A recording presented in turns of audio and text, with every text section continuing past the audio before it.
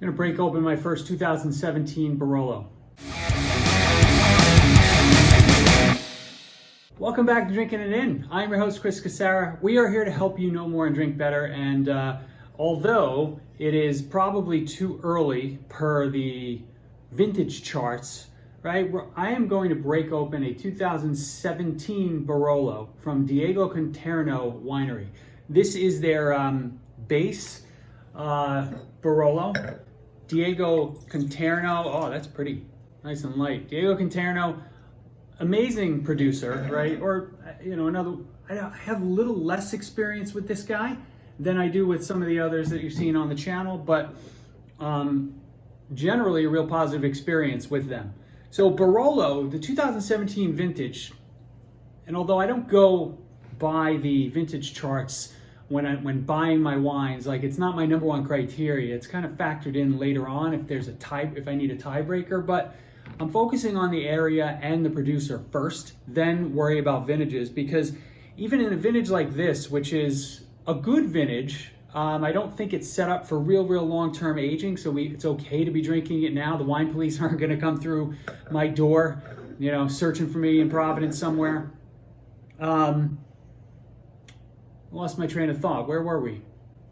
So while this 2017 is a good vintage, right? I'm more focused on Barolo and Diego Conterno than I am with, is this a great vintage and should I buy?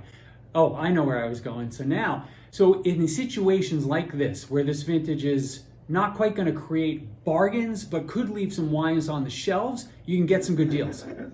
I opened this bottle about 5 hours ago, just to air out. Haven't smelled it, haven't tasted it. It's powerful. It's, you know, these wines can be deceiving. I've said this before, Nebbiolo, you know, it kind of looks light. You can see your fingers through it.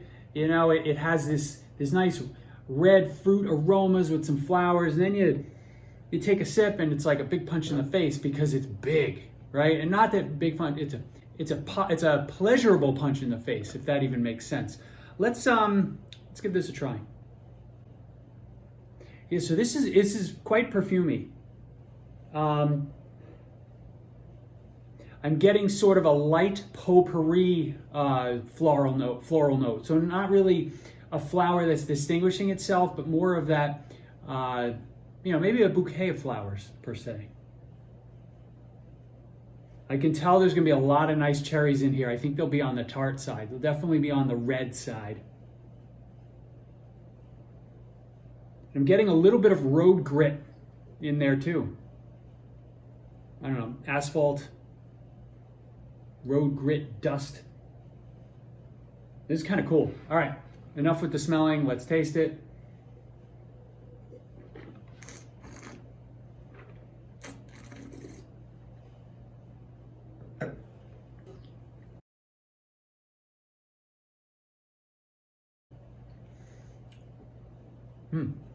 So the tannins are there.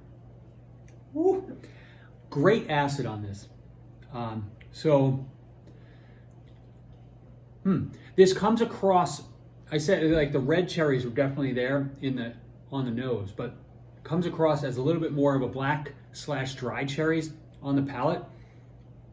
I mean, this is a gorgeous wine. So I got this wine through Wine Spies. I want to say the price was in the 30s, so that was a steal. But if you see this on the shelves in the 40s, you should definitely go after it. While this wine is perfectly delightful now, I don't think you have to rush to drink it. The tannins and the acid to me say that it will age pretty well. I don't know that I would, you know, try to stick this away for 20 years, but I think you're pretty safe. If you forget about this bottle and 10 years from now, you find it, you're like, maybe I'll go try that Diego Conterno Barolo.